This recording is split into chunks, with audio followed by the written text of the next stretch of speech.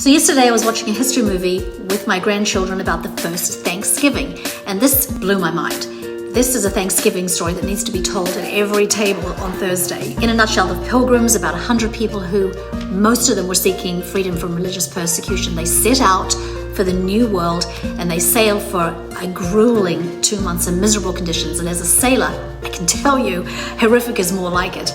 But they arrive at Plymouth, half of them died, the remaining would have died, but Squanto shows up. Most schools teach that Squanto was the key to their survival. He was an Indian, he knew the land, he taught them how to fish and to plant, and because of him, they thrived.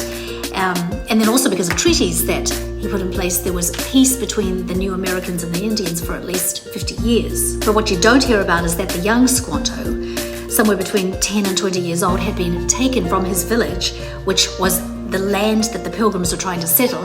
He'd been taken and sold into slavery by fishermen. So he ended up in England, where a monk bought him and freed him. He taught him English, he taught him the ways of the English people, he taught him about Christ and God's word. But of course his heart was for his people and for his homeland. And so finally he was able to come back, where he discovered his entire village had been killed, wiped out by a disease. And this is why the Pilgrims had found the land strangely cleared but deserted.